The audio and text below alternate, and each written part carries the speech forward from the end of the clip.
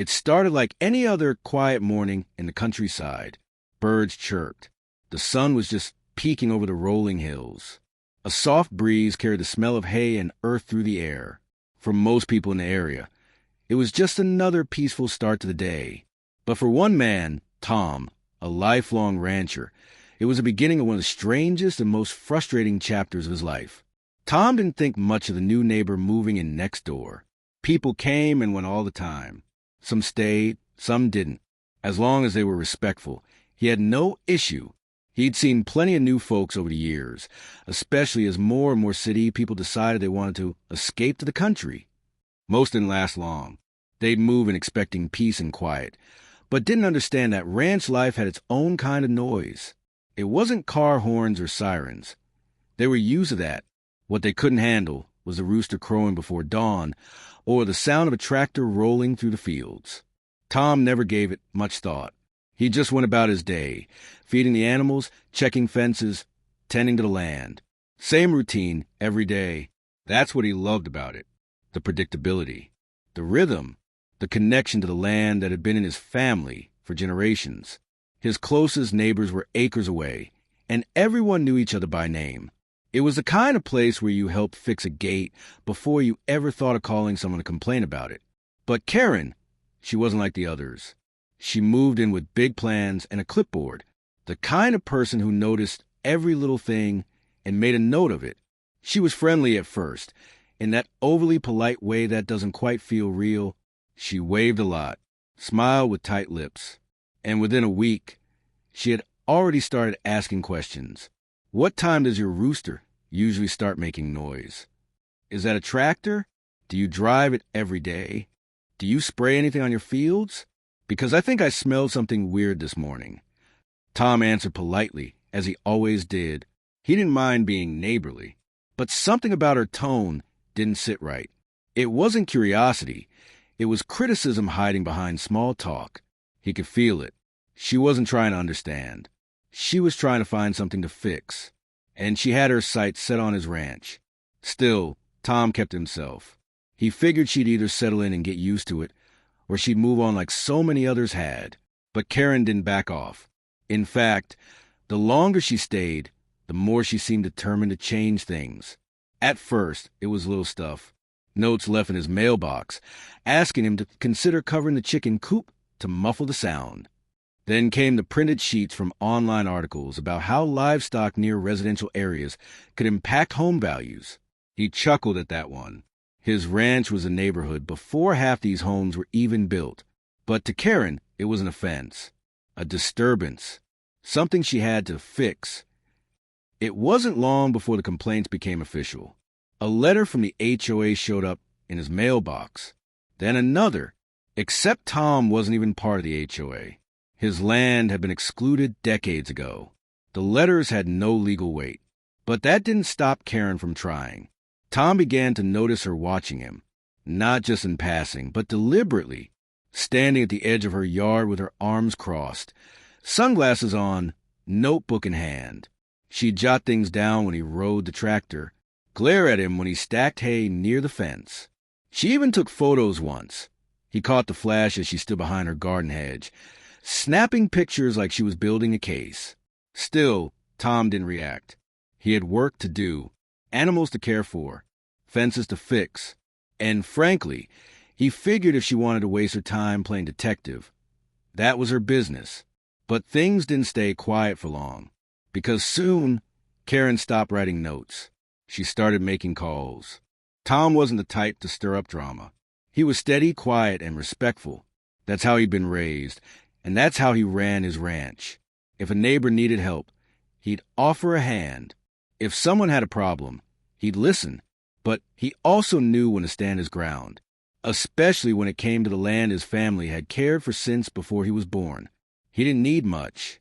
A simple house, a good dog, open space. The ranch was his world. It wasn't fancy, but it was honest. There were cows in the fields, chickens in the coop, and a few goats who always managed to find trouble. Every morning before sunrise, Tom was up, boots on, coffee in hand, ready to tackle the day. He wasn't rich by any stretch, but he was proud proud of the hard work, proud of the legacy. People in the area respected him, not because he demanded it, but because he earned it. When winter storms knocked out power, Tom was the first to check on the older folks down the road. When someone's fence got knocked over in a windstorm, he'd show up with extra posts and tools without being asked. That's just how it worked out there. You looked after the land, and you looked after each other. His ranch sat on the edge of a growing development, where once empty lots were slowly being filled with newly built homes and shiny mailboxes. The city was creeping closer every year. Still, most of the newer residents understood where they had moved. They didn't try to change things. They accepted the occasional mooing, the scent of manure on the breeze, the sound of tractors in the early morning. Some even came over by fresh eggs or see the animals up close. Tom liked those neighbors. They asked questions out of curiosity, not judgment. But Karen wasn't curious. She wasn't neighborly. And she definitely wasn't quiet. The first time they met, Tom had just finished repairing a water pump in the pasture. He heard the crunch of shoes on gravel and turned to see a woman in clean sneakers, crisp jeans, and a blouse more suited for a mall than a ranch. She carried a folder under one arm and wore a look of purpose, like she'd practiced what she was going to say. "Hello," she said, not really smiling. "I'm Karen. I live next door now." Tom wiped his hands on a rag and nodded. "Good to meet you. I wanted to speak with you about the noise," she began, flipping open the folder. "Your rooster, in particular. It starts crowing before 6 every morning." Tom raised an eyebrow, but stayed calm. That rooster's been doing his thing for years. Never been a problem before. Karen didn't budge. "Well, I'm not used to that kind of disruption. Where I came from, we had noise restrictions. I looked into it, and I believe your animals may be violating some kind of sound ordinance." Tom couldn't help but chuckle. This isn't the suburbs. It's farmland. My ranch is zoned agricultural. I've got the papers to prove it. That didn't sit well with Karen. She pursed her lips, closed her folder, and said, "We'll see about that." And with that, she turned and walked away. Tom shook his head. He'd had strange encounters before, but this one felt different. She didn't just dislike the rooster. She wanted control. She wanted silence. She wanted everything to match her idea of how things should be. The problem was, nothing about ranch life was quiet, clean, or convenient. It was messy and loud and full of surprises. But it was real. As the days went by, her visits became more frequent. Sometimes she came to complain about the animals. Other times it was the smell of fertilizer, the tractor noise, or even the dust blowing across the fence when Tom mowed the field. She always came with some printout from a website, acting like she had the law on her side. Tom stayed calm every time. He explained patiently that he wasn't doing anything wrong, that the county had approved everything, that he wasn't part of the HOA, and even if he was, his ranch was exempt from most of their rules. But Karen didn't want explanations. She wanted results. She wanted quiet. She wanted that rooster gone. Tom started to notice she wasn't just talking anymore. She was watching, sitting in her sunroom with binoculars, taking photos, writing things down in a notebook. One time he saw her standing behind a bush with a sound meter, pointing at the coop. It would have been funny if it wasn't so ridiculous. But he didn't argue. He didn't fight. He figured if she wanted a battle, she'd have to start it. And it didn't take long before she did. The first time Karen called the cops, Tom didn't even know about it until they were already pulling into his driveway. 2 deputies, calm but curious, stepped out of their cruiser and asked if everything was all right. Tom, who had been in the barn stacking hay bales, looked confused. One of the officers explained they received a report of aggressive livestock behavior and a possible safety concern. Tom nearly laughed out loud. His animals were calm as ever, lazy even. His cows barely moved unless it was feeding time, and the goats were too busy trying to climb on things to be threatening. The officers took a quick walk around, saw nothing out of place, and left without much more than a handshake and a chuckle. One of them even complimented the ranch, saying it looked more peaceful than half the neighborhood we patrol. Tom thanked them, offered them water, and watched them drive off down the gravel road. But Karen wasn't done. 3 days later, She called again, this time claiming Tom was illegally disposing of chemicals that could be hazardous to the environment. When the county inspector arrived, clipboard in hand, he found Tom spraying organic neem oil on his tomato plants, a natural pesticide, safe, approved, and commonly used by gardeners everywhere. The inspector didn't even stay 15 minutes. He left without filing a single report. Karen's calls started coming more frequently after that. It was like clockwork. Anytime Tom used machinery, made noise, or even worked near the property line, she'd report something. One day it was disturbing the peace. Another, it was unpermitted construction activity, which turned out to be Tom fixing a broken gate hinge. Each time, officials came out. Each time, they left with nothing to report. The pattern was obvious to everyone but Karen. She was convinced something had to be wrong. If not legally, then morally. She didn't want to understand the ranch. She wanted it gone. Or, at the very least, completely silent. And if it took one phone call after another to make that happen, so be it. The sheriff's department, however, started taking notice. Not of Tom, but of her. After the 5th call in a single month, a deputy finally asked Karen directly, "Are you making these reports based on actual threats or just things that bother you personally?" Karen didn't like that question. She insisted she had the right to report disruptions.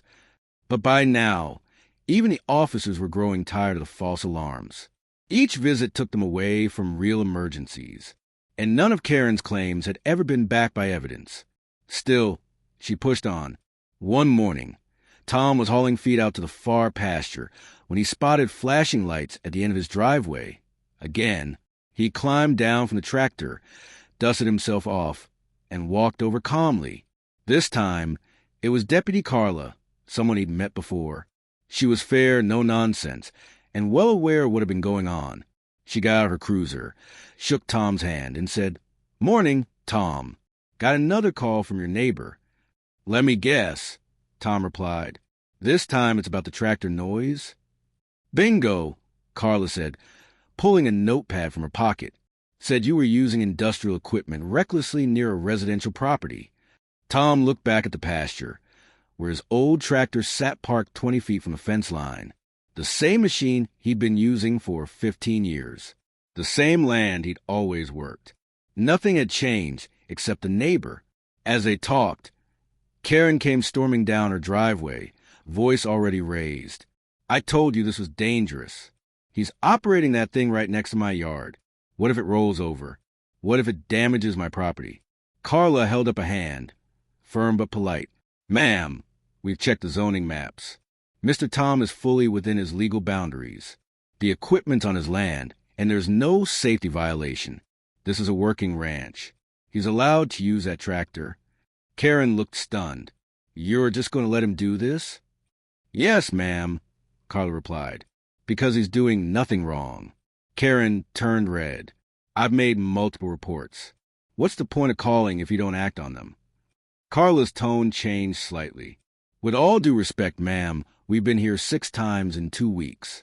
Every time, your reports lead to nothing. If this continues, you may be cited for misuse of emergency services." Karen blinked. "You're threatening me now?" "No," Carla said. "I'm giving you a warning. We have real emergencies to respond to.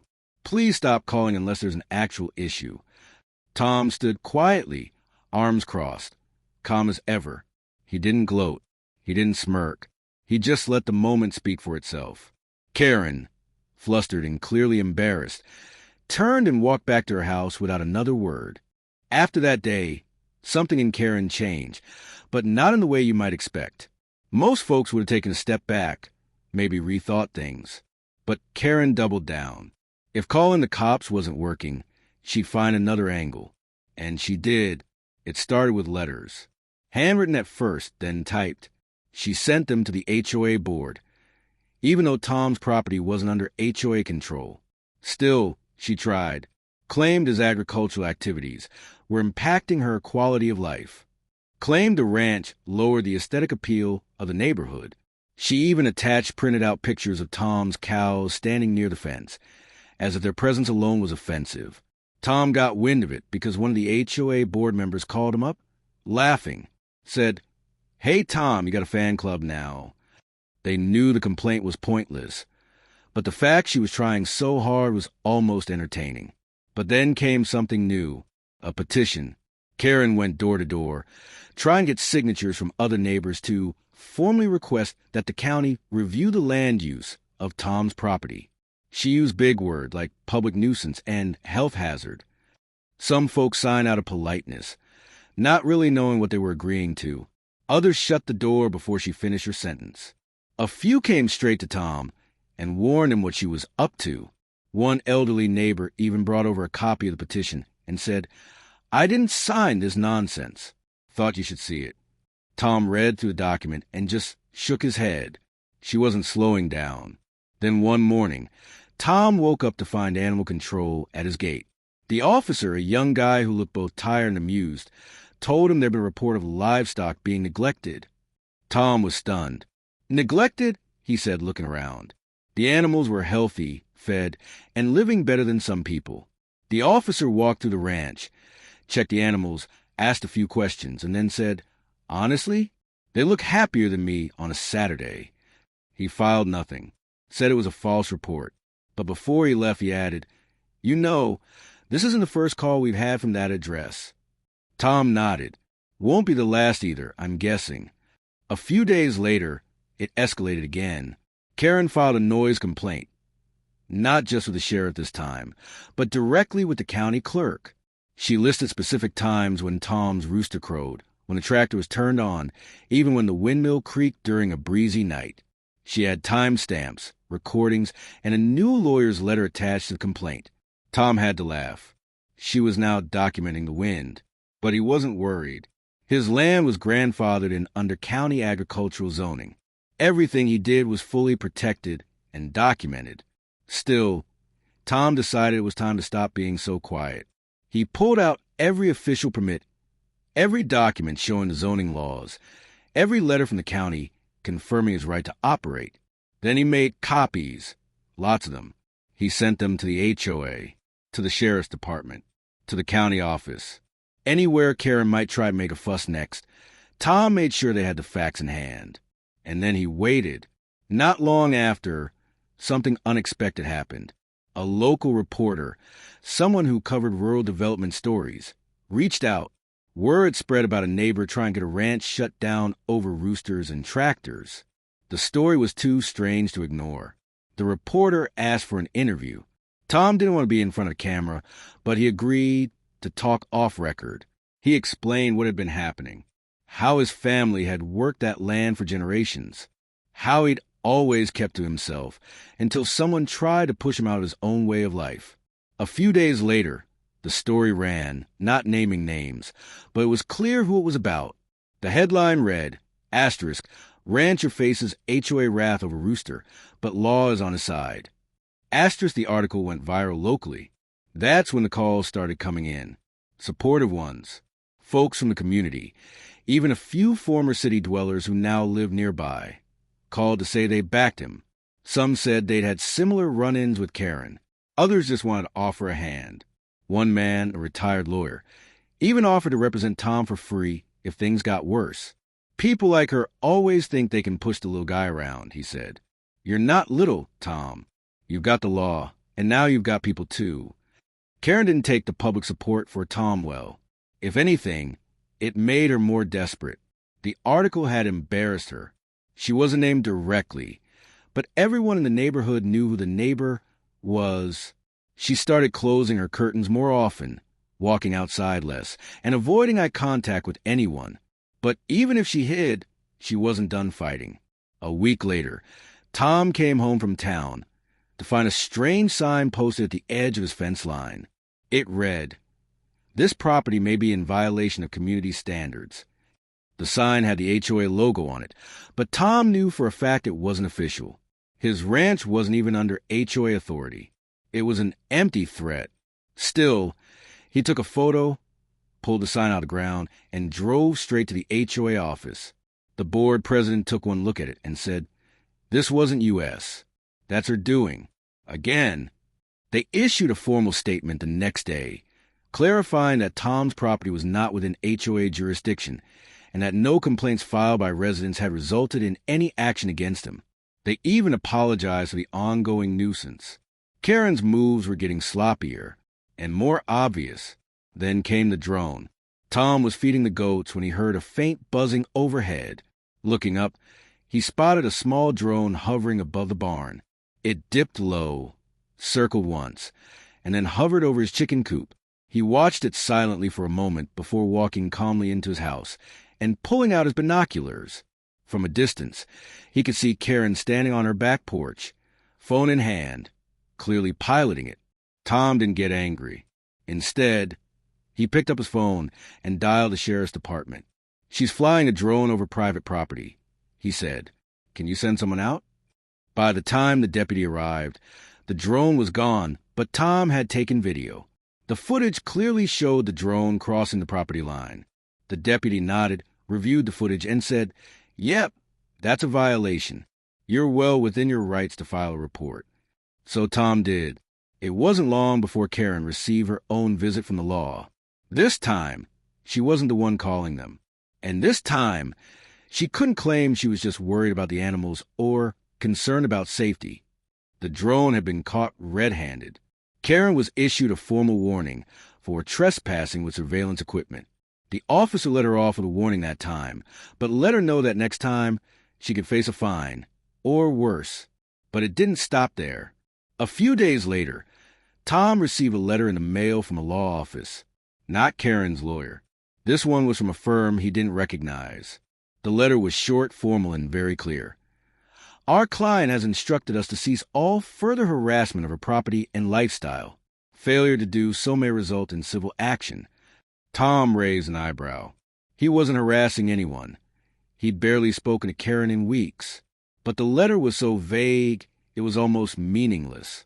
So Tom called a retired lawyer who had offered to help earlier. He read him the letter over phone. The lawyer laughed. "This is what they send when they've got nothing. You're not doing anything wrong. Just keep your head down.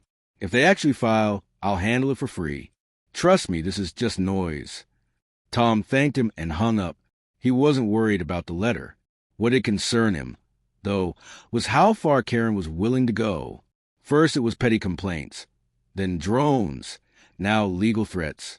All because she didn't like the sounds, the smells, the sight of a working ranch. But the irony was that all her pushing had done the opposite of what she intended. Instead of isolating Tom, she'd rallied the community behind him. Instead of silencing his farm, she'd amplified it. People started coming by more often. A local school teacher asked if her class could tour the ranch.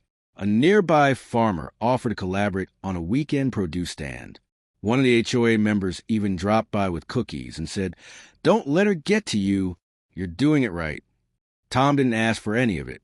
He hadn't sought attention. But people had seen the truth. They'd seen what kind of man he was, and what kind of neighbor Karen had become.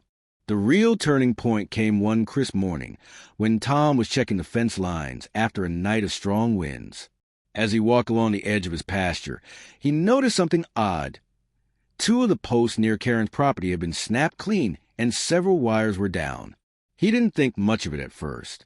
Wind damage was normal, and fence repairs were just part of ranch life. But as he leaned down to gather the loose wire, he saw fresh boot prints in the soft dirt, and not the kind from a rancher's heavy work boots. These were smaller, cleaner, like someone trying not to leave a trace. He followed the tracks for a short while until they veered back toward Karen's property line. He didn't want to jump to conclusions, but the timing, the placement, it was all too convenient. Tom fixed the fence like he always did, quiet and methodical, but this time he set up a trail cam nearby, just in case. 3 nights later, the camera caught movement, and it wasn't an animal. It was Karen. At 1:12 a.m., she was clearly seen standing near the fence, looking around nervously, then turning and walking back toward her own backyard. She didn't damage anything, but she had no reason to be there. And she wasn't just passing through. She paused, like she was checking something. Tom downloaded the footage, saved it on a thumb drive, and made 2 copies. Then he walked over to the sheriff's office in town and handed it over. He wasn't angry. He wasn't even surprised. But this crossed a line. It wasn't just complaints anymore. It was trespassing. And sneaking around at night near livestock, that was dangerous. For her, for him, and for the animals. The deputy who reviewed the footage sighed. "She just won't quit, huh?" he said, shaking his head. "We'll take it from here." They didn't tell Tom what they planned to do next, but it didn't take long to find out. 2 days later, a marked cruiser parked outside Karen's house. Not a quick drop-in like before. This time, it lasted a while. Neighbors saw the deputy go inside, and when he left, he had a folder in hand. Karen didn't come out for hours after that. What followed was a noticeable silence. No more calls. No more drones. No more strange letters or posted signs. For the first time in months, the air around the ranch felt normal again. Tom didn't relax just yet, though. He kept an eye on things, still wary of another surprise. But as the days passed, it became clear. Karen had finally been warned in a way she couldn't ignore. Whatever was in that visit, maybe a formal citation, maybe a legal warning, it had gotten through. Life slowly returned to the rhythm Tom was used to. Morning feedings, midday fence checks, quiet evenings watching the sky change colors over the pastures. But something had shifted, not just in the way Karen acted, but in the way people treated Tom. More neighbors waved from their porches. Some stopped by to ask about ranching. A young couple from a few houses down brought over their son to see the goats. "He's been talking about them since he heard the story," they said, smiling. "Thinks you're a cowboy." Even the sheriff's department sent someone out, not for a complaint, but just to follow up and make sure things were peaceful. Tom appreciated the gesture.